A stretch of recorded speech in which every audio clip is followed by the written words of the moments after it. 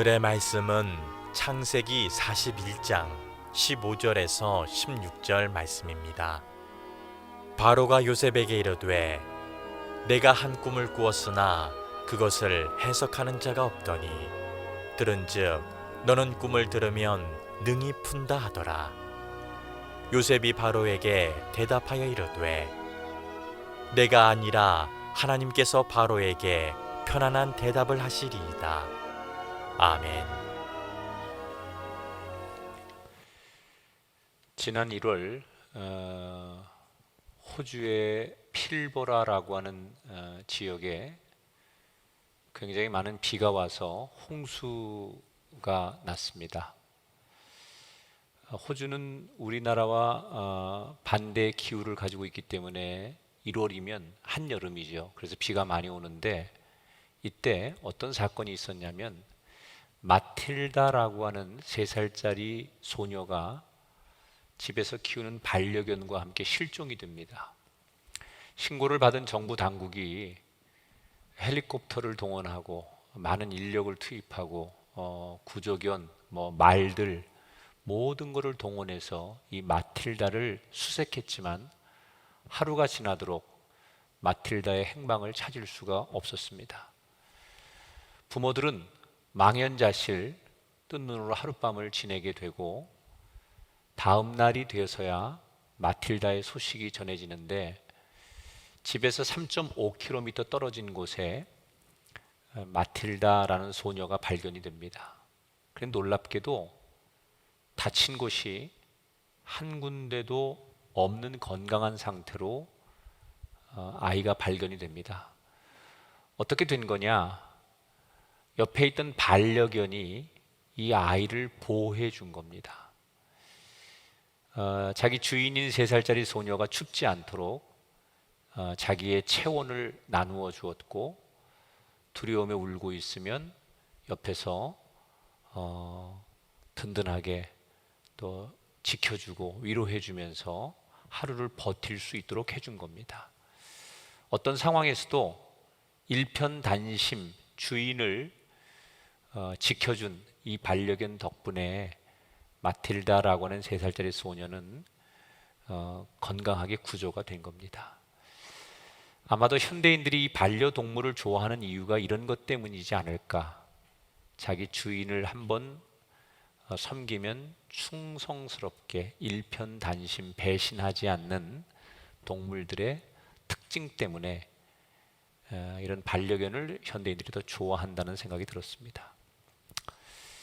그런데 이 반려견들은 그렇게 주인에게 충성을 다하는데 좀 못된 사람들의 소식이 들립니다. 휴가철이 시작되는 7, 8, 9월이 되면 다른 때보다도 버려지는 반려동물들이 급격하게 늘어난대요. 통계해 보니까 7월부터 9월 평균 13,000마리의 동물들이 휴가지에서 버려지는 것으로 나왔습니다. 자기들이 입양을 한 건데 좀 상황이 급하고 또 어렵고 그리고 여러 가지 힘드니까 휴가지에 가서 몰래 동물들을 버리고 오는 그런 사람들이 많다는 거예요. 저는 이 씁쓸한 이야기를 들으면서 너무 이 모습이 낯설지 않은 우리들의 모습이라는 생각이 들었습니다. 동물들한테만 그런 게 아니라 우리가 하나님께도 그러는 건 아닐까.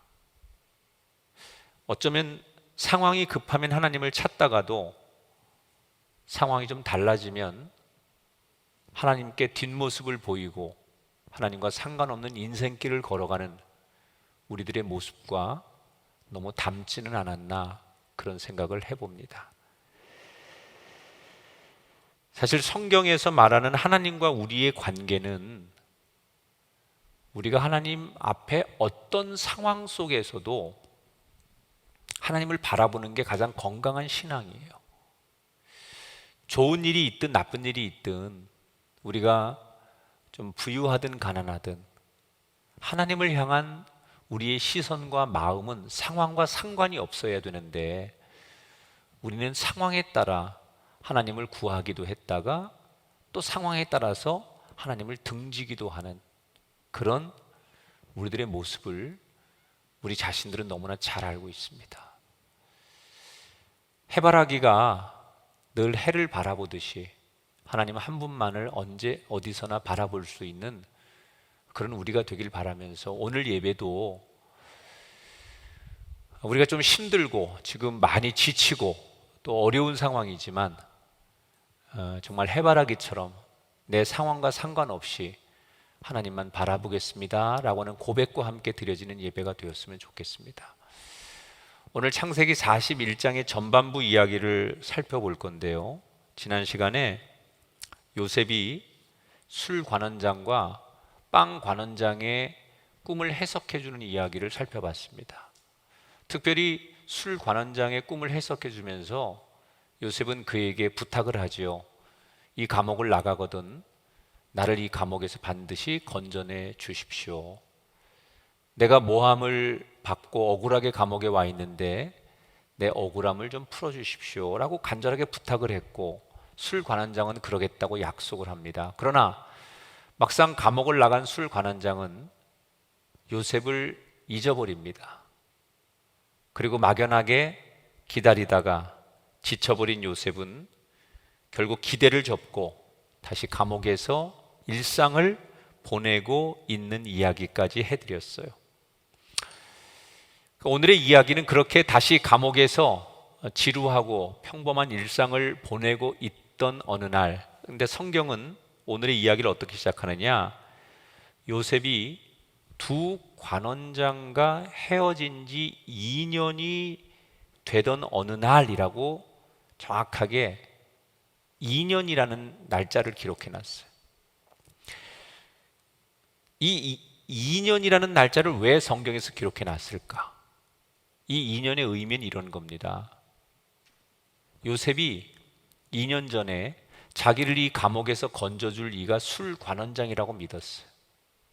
자신의 운명을 바꿔줄 수 있는 가장 힘 있는, 절대 기댈 수 있는 사람이 술 관원장이라고 생각했어요. 그런데 그 인간적으로 믿었던 술 관원장의 도움이 돌아오지 않을 때 점점점 사람은 믿을 게 못 되는구나, 내가 의지할 것은 세상과 사람이 아니라 하나님이구나 라고 다시 원래의 자리로 하나님만 의지하는데 걸리는 시간, 이게 2년이에요. 하나님은 우리에게 요셉처럼 때로는 어떤 사람에게는 2개월, 어떤 사람에게는 20년이라고 하는 세상이 우리의 구원과 기대와 희망이 아니라 하나님만이 우리의 구원이고 희망이라고 하는 그런 생각을 가질 때까지 우리를 내버려 두시는 시간이 우리에게 있다는 거예요.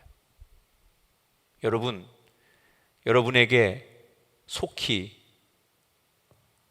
세상에 대한, 사람에 대한 기대를 접고 하나님에 대한 기대, 하나님을 의지하는 믿음으로 세워지는 그날이 오게 되기를 축복합니다. 이렇게 사람에 대한 기대를 접고 2년이 지났을 때 그 해에 이집트 파라오 왕에게 어떤 일이 일어나느냐, 이 왕이 어느 날 꿈을 꾸게 됩니다.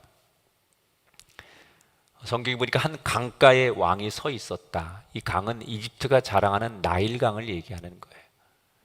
나일강은 굉장히 풍요로운 아주 좋은 강입니다. 이집트 사람들이 가장 자랑하는 것 중에 하나가 나일강이에요.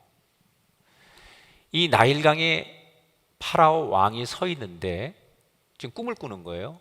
갑자기 저 강가에서 멋지게 살찐 7마리 암소가 뛰어 올라오더니 옆에 펼쳐진 아주 넓은 풀들이 있는 곳에 가서 맛있게 풀을 뜯어 먹고 있는 거예요. 그런데 그런 모습이 막 꿈속에 비춰지는데 잠시 뒤에 금방 쓰러질 것처럼 흉측하게 생긴 야윈 암소 7마리가 다시 뛰어 올라오더니 풀을 뜯어먹고 있는 살찐 송아지 7마리를 잡아먹는 거예요. 근데 여기 이상한 게 2가지가 있습니다. 힘이 더 셀 것 같은 살찐 살찐 암소들이 그냥 잡혀 먹는다는 게 첫 번째 희한한 일이고요. 2번째는 야윈 암소들이 그렇게 잡아 먹었는데도 여전히 야위어 있는 모습이에요. 왕이 꿈속에서 그 장면을 목격하면서도 너무나 이상한 거예요. 왜 이런 일이 일어나고 이 꿈의 메시지가 무슨 뜻일까? 하도 흉측한 꿈을 생생하게 꾸니까 왕이 식은땀을 흘리고 잠에서 깨어납니다. 그리고 너무 무섭고 이 꿈이 깨름칙한데 지금은 한밤중이니까 더 자야 되겠다. 그리고 애써 그 꿈을 잊어버리고 악몽을 꿨다고 생각하고 다시 어렵게 잠을 청합니다. 간신히 잠이 들었는데 다시 또 꿈을 꾸는 거예요. 이번에는 하나의 줄기에서 토실토실하게 잘 여문 7개의 이삭이 나타납니다. 그런데 얼마 뒤에 같은 줄기에서 속이 텅 비고 완전히 말라버린 7개의 그 이삭이 나오더니 토실토실한 이삭 7개를 잡아먹는 거예요. 왕이 너무나 꿈속에서도 기분이 나쁜 거예요. 비실비실한 메마른 이삭이 나오는 건 왜일 거고 또 토실토실한 이 잘 여문 이삭이 왜 잡혀먹는 것일까? 꿈속에서 막 그 꿈에 괴롭힘을 당하다가 왕이 잠에서 깨어납니다. 내가 악몽을 꾸었어. 이렇게 버리기에는 이 꿈이 너무 생생한 거예요. 이때 왜 하룻밤 사이에 비슷한 2번의 꿈을 꾸었을까를 생각하는 왕의 머릿속에 스쳐 지나가는 생각은 이건 신이 나에게 계시하는 거구나 라는 것을 파라오 왕이 직감을 합니다. 근데 문제는 신이 꿈을 통해서 나한테 계시하는 것은 알겠는데 도대체 이 꿈이 무슨 메시지를 담고 있는지를 알 길이 없는 거예요. 그래서 아침이 되자 왕은 신하들을 불러서 마법사들, 박사들, 무당들 이런 꿈을 해석할 수 있는 능력이 있는 사람들을 다 불러들입니다. 왕의 불호령에 각계각층의 꿈을 해석할 수 있는 전문가들이 다 모여서 왕의 꿈 이야기를 듣고 꿈을 해석하는데 저마다 자기가 생각한 대로 왕의 꿈은 이런 뜻입니다 라고 해석을 해주지만 왕이 생각했을 때 이거구나 라고 무릎을 칠 만큼 명쾌한 꿈 해석이 나오지 않는 거예요. 이 사람들 가지고는 안 되겠다. 혹시 다른 사람들은 없느냐? 그래서 또 구석구석에 숨겨진 인재들을 불러다가 자기 꿈을 해석시켜 보지만 그 누구도 왕이 꾸었던 2 꿈에 명쾌한 해석을 해내는 사람이 없었습니다.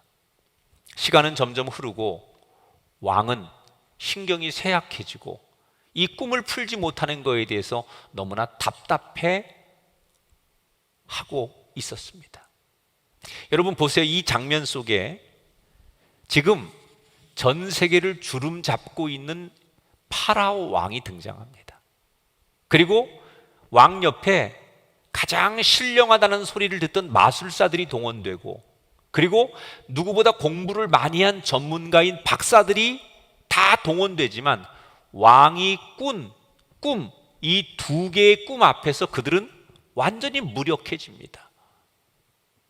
그렇게 잘나고 힘있고 능력 있는 사람들이 다 모였지만 왕이 꾼 꿈 앞에서 그들은 자기들이 가지고 있는 능력 자체가 아무런 의미가 없었어요.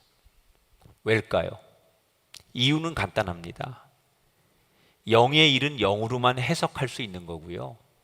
하나님의 말씀은 인간의 머리로 절대로 풀리는 게 아니에요. 인간 세상에서 아무리 똑똑하고 능력이 많더라도 하나님이 그 지혜를 주시지 않으면 인간이 하나님의 비밀을 풀 수 없다는 뜻이에요. 우리가 살아가는 지금 이 세상도 그렇습니다. 오늘 우리는 우리 앞에 많은 어려운 문제들이 놓여 있어.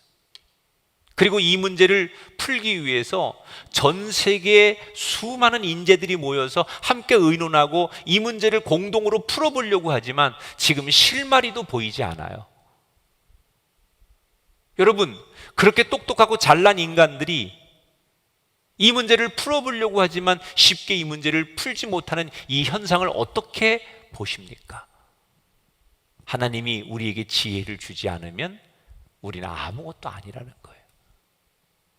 그래서 우리는 이 어려운 상황에서 우리가 해야 될 일이 뭐냐? 하나님을 찾는 거예요. 하나님, 우리가 이 문제를 극복하는 길은 주님밖에 없습니다.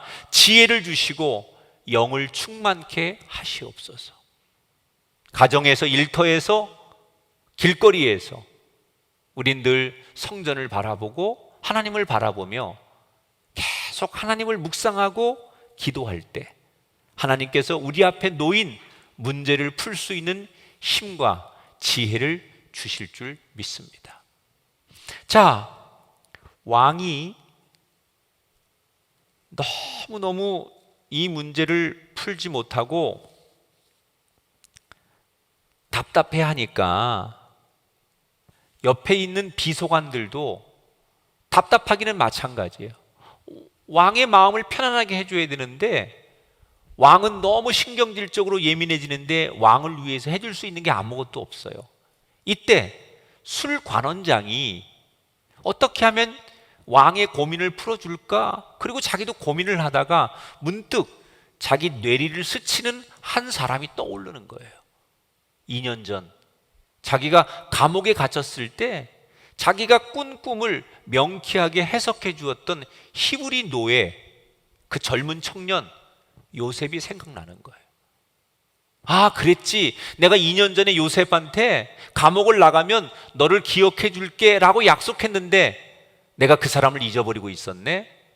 마음 한편으로 너무 미안했지만 혹시 그 친구라면 이 왕이 고민하는 이 문제를 풀어주지 않을까? 그래서 왕에게 조심스럽게 술관원장이 자신의 경험담을 이야기하고 요셉을 추천하는 거예요. 왕의 입장에서는 누구도 풀지 못하는 이 문제를 술관원장이 그렇게 추천하니 믿져야 본전이니 한번 불러보자. 그래서 요셉이 감옥에 있다가 느닷없이 왕의 호출을 받고 왕 앞에 서게 됩니다. 여러분 생각해 보세요. 감옥에서 언제 나갈지 아무리 자기가 인간적인 노력과 세상 권력자를 다 동원해도 감옥문을 나갈 수 없었던 그가 어느 날 저절로 감옥을 나가게 되는 거예요. 그리고 당대 최고의 권력자 대제국의 왕 앞에 한낱 히브리 노예가 왕과 대면하게 됩니다. 여러분 이게 얼마나 드라마틱한 일입니까? 어떻게 히브리 노예가 대제국의 왕 앞에 설 수 있습니까? 그 이집트의 대단한 사람들도 왕 앞에 서지 못하는데 한낱 별 볼 일 없는, 그들이 볼 때는 사람 같지 않은 미천한 히브리 노예가 왕 앞에 서 있는 거예요. 저는 이 장면을 보면서 만약에 요셉이 원했던 대로 2년 전 요셉이 기대했던 대로 술관원장이 요셉의 도움이 되어 주었다면 지금 2년 후에 이런 드라마는 없었을 것이다. 그때는 자기 계획이 무산되고 자기가 버려진 것 같고 내 생각대로 되지 않는 것 때문에 좌절했지만 오히려 그 좌절과 내 계획이 무산되는 것 때문에 하나님의 계획이 실행되는 거예요. 내 계획이 완성되어서 좋은 게 아니라 내 뜻과 내 계획이 무산될 때 비로소 하나님의 뜻과 하나님의 계획이 실행되는 거예요.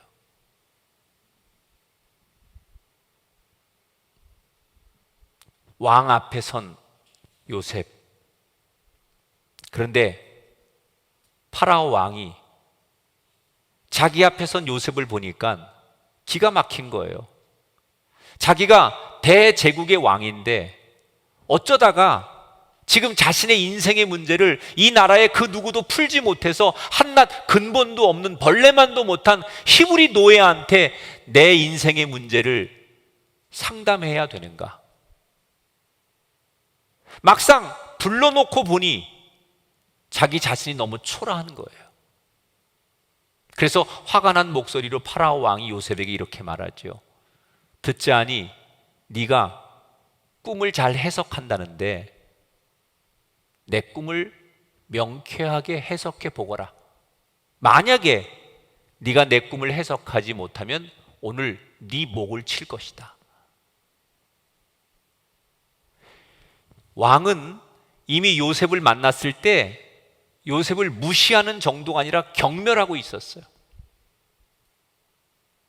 자기 인생의 문제를 풀어주고 고민을 들어줄 상대로 보는 게 아니라 벌레만도 못한 히브리 노예, 내가 어떻게 저런 노예한테 내 인생의 문제를 맡기고 상담할 수 있어? 이런 기분 나쁜 것으로 인해서 요셉을 완전히 경멸하고 있었다는 거예요.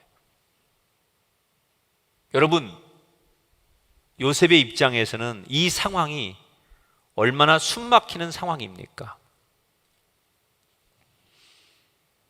보통 사람들 같으면 웬만한 강심장은 이런 무시무시한 왕 앞에 서 있는 것만으로도 오금이 저렸을 거예요.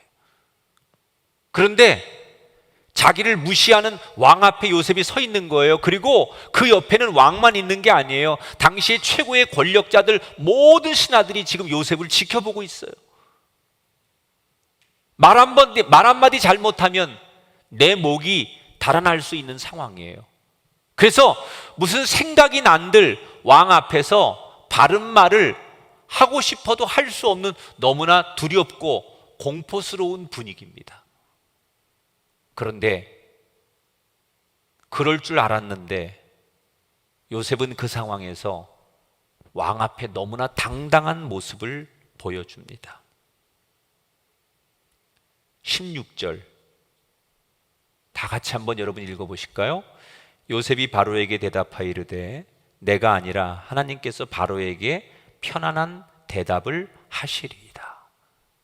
요셉이 뭐라고 말해요? 자기를 너무너무 무시하는 왕에게 왕이시오, 제가 대답하는 것이 아니라 제가 섬기는 하나님께서 대답해 주실 겁니다.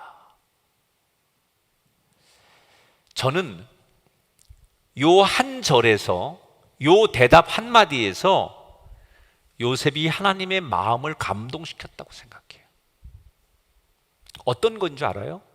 이거예요.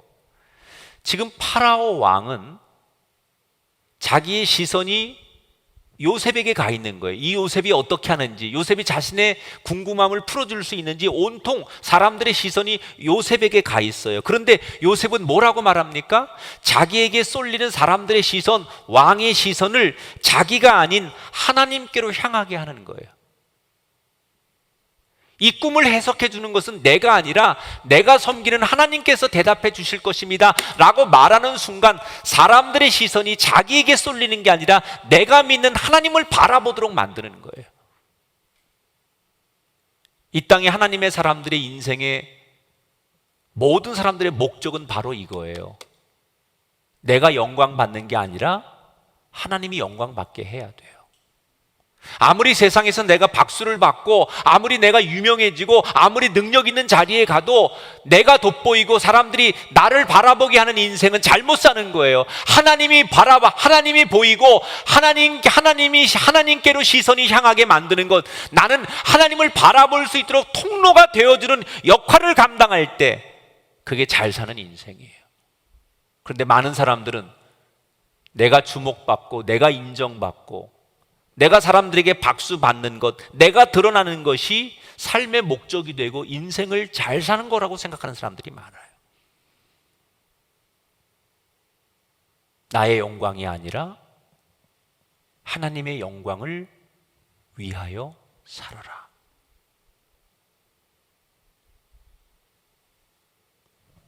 요셉의 이 대답 속에 저는 기독교의 본질이 있다고 생각해요. 일반인들은, 아니 타종교인들은 우리의 미래가 운명론이라고 생각하죠. 그래서 내 팔자는, 내 운명은 이것밖에 안 되는 거야. 난 이런 가정에 태어났고, 난 이런 사람하고 결혼했고, 난 이렇게 살아야 되는 사람이니까 나는 아무리 노력해도 이것밖에 안 돼. 그래서 소위 운명론, 내 인생이 고정됐다고 생각하며 사는 거예요. 그래서 한번 잘못된 사람들이 인생을 포기하죠. 근데 요셉이 대답하는, 지금 하나님, 기독교는 어떤 종교냐? 그 어떤 과거와 어떤 상황에 놓여 있을지라도 우리가 하나님 손에만 붙들리면 우리의 인생이 얼마든지 바뀔 수 있다. 유동적이라는 거예요. 운명론이 아니에요. 그 누구도 그 어떤 과거를 가졌어도 그 어떤 상황에 놓였을지라도 지금 그가 하나님의 손에 붙들리기만 하면 얼마든지 그의 인생이 바뀌어지고 새로워질 수 있고 변화될 수 있다라고 하는 유동적인 인생론. 그래서 우리에게 희망이 있는 거예요. 죄인 중에 죄인이고 괴수 중에 괴수였던 사울이 하나님 손에 붙들릴 때 거룩한 의인이 되듯이 여러분과 저의 인생에 희망이 있습니다. 하나님 손에 붙들리면, 그 하나님 손이 나를 어루만지면 우리의 가정, 나의 남은 인생은 얼마든지 바뀔 수 있고 행복할 수 있다는 사실을 기억하시기 바랍니다.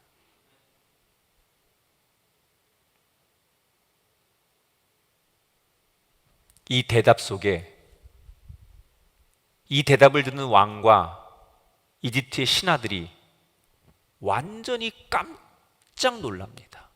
왜 놀라느냐? 여러분, 당시에 이집트의 왕은요, 대제국이잖아요. 파라오 왕 때 이때만 해도요, 왕은 살아있는 신이에요. 그런데 살아있는 신에게 요셉이 뭐라고 말해요? 왕, 당신이 모르는 거 우리 하나님이 가르쳐 줄 거다. 이렇게 대답한 거 아니에요. 그러니까 이 말은 듣기에 따라서 왕이 별 볼 일 없는 존재, 너보다 더 위대한 왕이 있다라고 말하는 거기 때문에 이게 완전히 왕에게 자기 목숨을 내놓는 위험한 당돌한 얘기예요. 그런데 요셉은 자신의 생사를 진 파라오 왕 앞에서 거침없이 하고 싶은 이야기를 다 해요. 어떻게 이렇게 담대할 수 있을까? 그것은 요셉의 마음속에 굳게 믿고 있었던 게 하나 있었어요. 그게 뭔지 아십니까? 이 세상은, 진짜로 이 세상을 주관하는 분은 내가 믿는 하나님이시다. 아무리 사람들이 절대 권력자, 힘 있는 신과 같은 파라오 왕이 이 대제국을 다스리는 것 같고 이 대제국을 이끌어 가는 것 같지만, 요셉이 알고 있는 한 이 세상은 진짜 보이는 왕에 의해서 움직이는 것이 아니라 하나님의 손에 의해서 움직여진다는 사실을 요셉은 믿고 있었던 거예요. 그래서 요셉은 왕에게 잘 보이는 것이 중요한 것이 아니라 나를 주목하고 계신 하나님을 바라보는 것, 내가 하나님 안에 있는 것, 이게 중요했던 거예요. 그래서 자기를 경멸하든 자기를 죄수로 보든 히브리 노예로 보든 남들의 이목과 남들의 평가에는 상관하지 않았어요. 누가 뭐라 그러든 간에 하나님 앞에 떳떳하면 되고 하나님 앞에 주목받는 인생이 되기 위해서 담대할 수 있었던 거예요.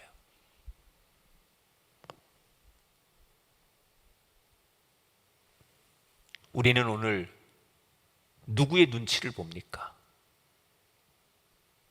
오늘 많은 그리스도인들이 우리의 운명과 우리의 인생의 계획이 하나님 손에 달려 있음을 믿으신다면 우리는 하나님과 세상 중에 무엇의 눈치를 보고 살고 있습니까?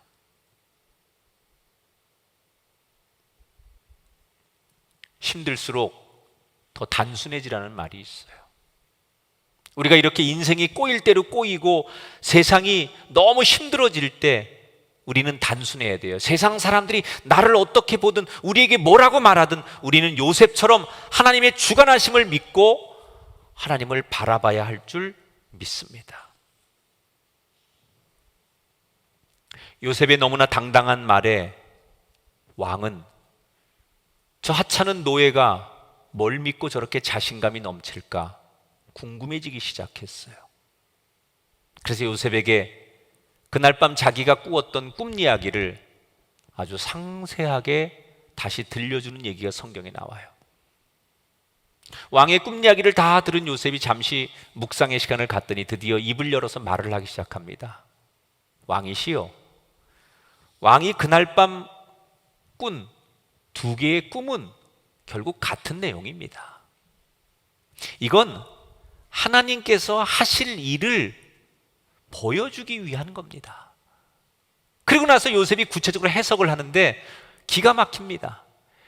7마리의 좋은 암소와 7개의 좋은 이삭은 7년의 풍년을 뜻하는 것이고 7마리의 야인 암소와 7개의 마른 이삭은 7년의 흉년을 뜻하는 겁니다.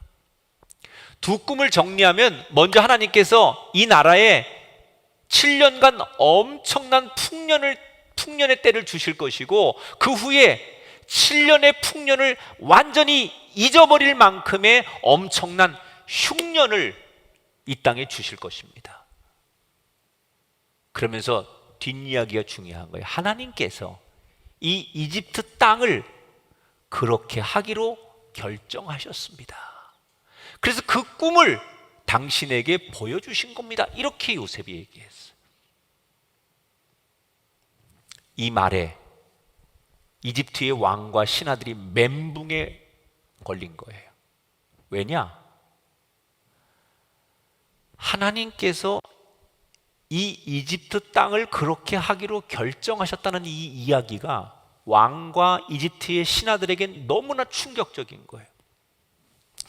당시 고대 중동 사람들은 신은 특정한 장소에 머문다고 생각했어요. 그래서 이집트 사람들은 자기들이 믿는 이집트의 신은 이집트에 머물러 있고 지금 요셉이 믿는 하나님은 그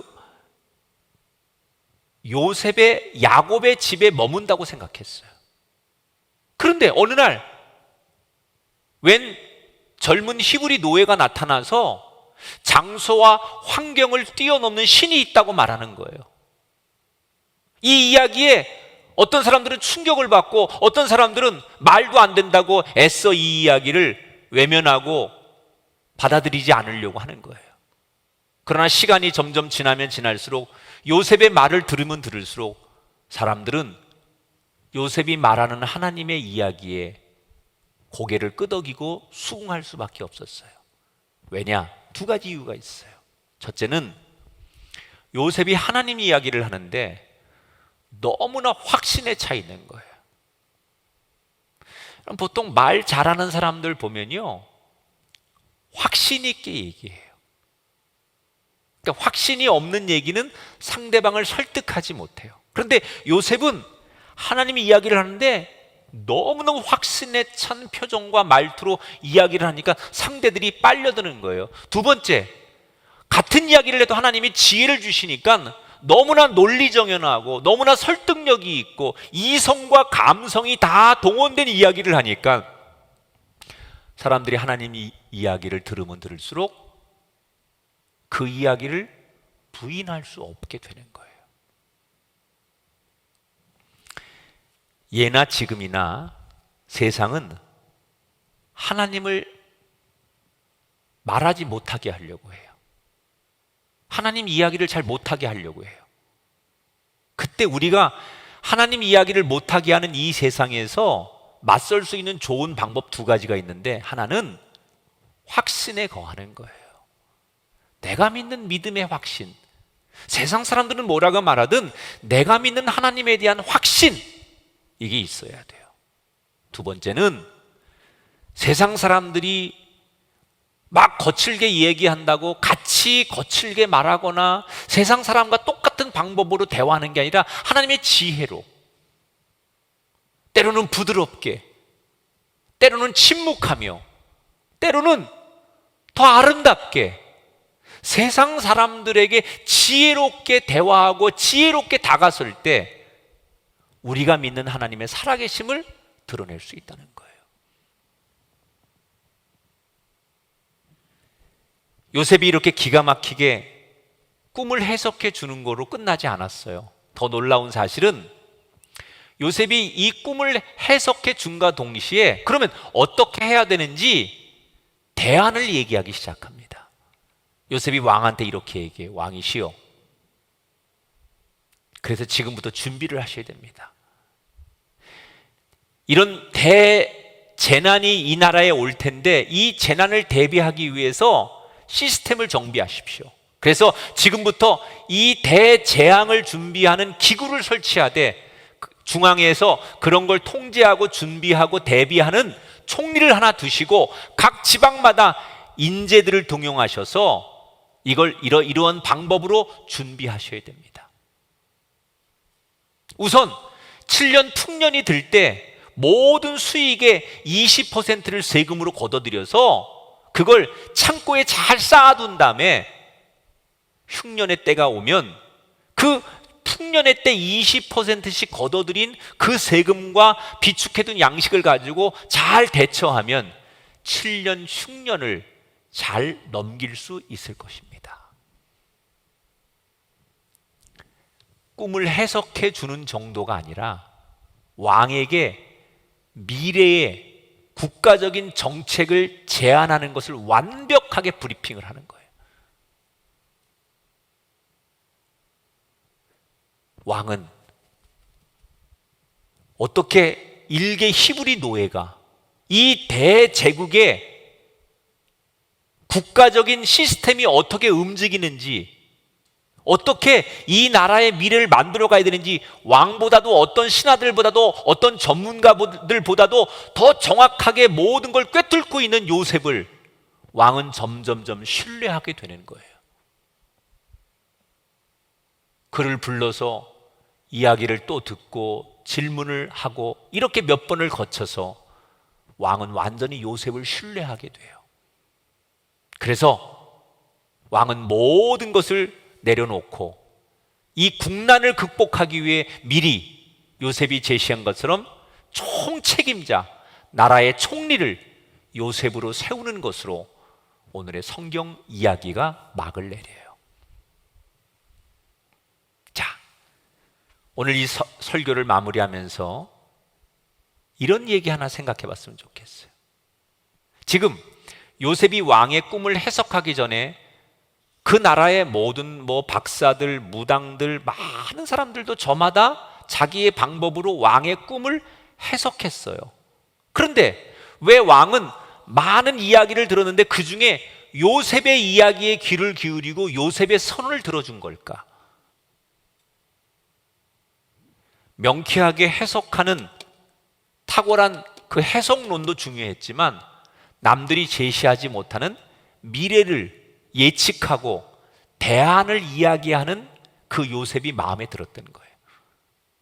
국가가 재난이 오면 그때는 어떻게 준비를 하고 어떻게 인재를 세우고 어떤 시스템과 어떤 조직으로 인프라를 구축해서 이렇게 논리적이고 구체적인 정책을 이야기할 때 왕은 그 누구의 이야기보다도 요셉을 신뢰할 수밖에 없었어요.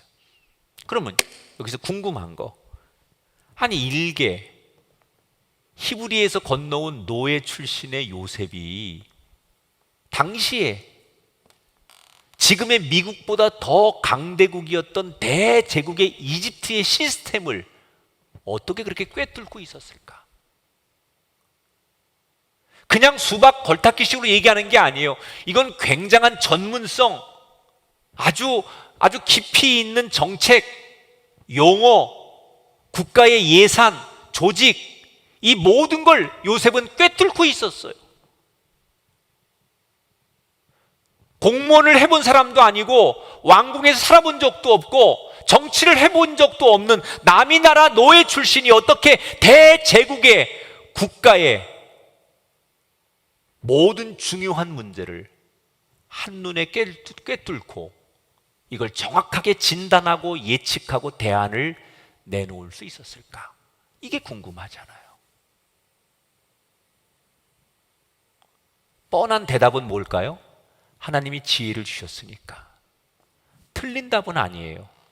하나님이 물론 지혜를 주셨으니까 요셉이 그렇게 대답할 수 있었겠죠. 그러나 더 중요한 게 여기 하나 있어요.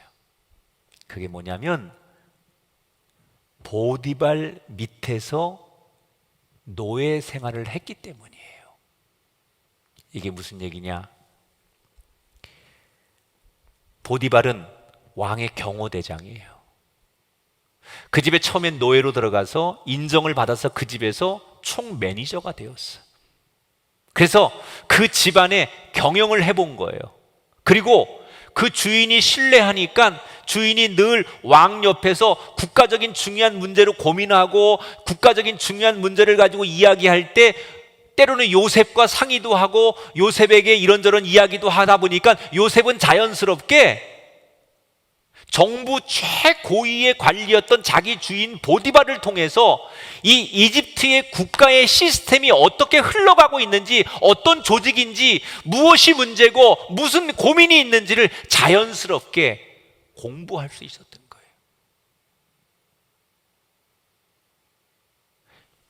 요셉이 보디발 집에서 일하는 노예 시간은 요셉 개인에게는 불행한 시간이에요. 형들에 의해서 노예로 팔려오고 억울하게 노예로 살면서 그는 가장 인생의 불행의 순간을 만난 거예요.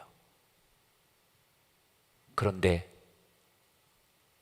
그때는 내가 가장 불행하다고 생각했고 그때는 가장 억울하다고 생각했는데 지나고 보니 그때의 그 억울한 상황과 그때의 그 힘든 상황 때문에 훗날 자기가 이렇게 될 수 있었다는 거예요.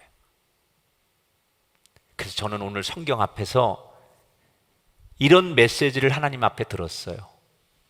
여러분 한번 크게 따라해 보세요. 각자 집에서. 하나님 안에서 불행은 없습니다. 다시 한번. 하나님 안에서 불행은 없습니다. 아멘. 하나님이 그리고 계신 큰 그림 안에서 우린 결코 불행하지 않아요. 지금 내가 어떤 어려움을 만나고 지금은 내 뜻대로 안 돼서 내가 불행한 것 같고 나만 뒤처져 있는 것 같고 나 혼자만 힘든 것 같고 나 혼자만 억울한 것 같아서 나는 잘 안 되는 것 같지만 하나님이 그리고 계신 큰 그림에 내가 지금 만나고 있는 그 억울함과 불행은 점 하나 같은 거예요. 지금 코로나19, 경제 불황, 모든 게 뜻대로 안 되는 이 세상 한복판에 사는 우리들 참 어렵잖아요. 그러나 비록 노예로 불행하다고 생각하는 요셉을 버리지 않으시고 먹이시고 입히신 하나님이 지금도 어렵고 불행하다고 느끼는 우리들을 요셉처럼 먹이고 입히시고 우리를 지키시는 줄 믿습니다. 결국 그 노예 생활이, 보디발 집에서 노예 생활이 나중에 인생의 도약판이 될 수 있도록 하나님께서 사용하신 거라면 지금 우리가 만나고 있는 이 불행의 상황, 이 불황, 이 불경기, 이 팬데믹, 이 모든 것들은 훗날 하나님이 우리를 더 들어쓰실 인생의 도약판이 될 수 있다는 거예요. 그래서 우리는 어떻게 해야 되느냐? 해바라기가 언제나 해를 바라보듯이 우리는 어떤 상황에서도 지금 불행하든 행복하든 일이 잘 되든 불황이든 어떤 상황에도 우리는 하나님만 바라봐야 돼요. 여러분, 아무리 이 세상이 정치하고 힘 있는 재벌들 이런 사람들에 의해서 끌려가는 것 같지만 여전히 이 세상은 하나님이 주관하고 계심을 믿으십니까? 그렇다면 그 믿음을 가지시고 지금 우리가 만나고 있는 내가 개인적으로 가지고 있는 이 불행은 어려움이 아니다. 이건 지금 내가 만나는 이 어려움과 불행은 축복의 통로가 될 것이다. 이런 생각을 갖는다면 우리는 지금 감옥 같은 인생의 밑바닥 앞에서도 노래할 수 있어요. 가장 경제적으로 힘들고 내 뜻대로 안 되는 지금의 상황에서도 우린 요셉처럼 희망의 노래를 부를 수 있는 거예요. 그래서 오히려 잘 될 때 주님을 찬양하는 사람만이 아니라 불행하다고 느끼고 가장 힘들다고 느낄 때, 그때 해바라기처럼, 해를 바라보는 해바라기처럼 그 불행의 상황에서도 상황과 상관없이 하나님을 바라보며 요셉처럼 노래하는 멋진 인생들이 되셔서 머지않아 그 요셉의 고백이 나의 고백이 되는 아름다운 일들이 우리 가운데 펼쳐지게 되시기를 주님의 이름으로 축원합니다. 영상을 만나보겠습니다.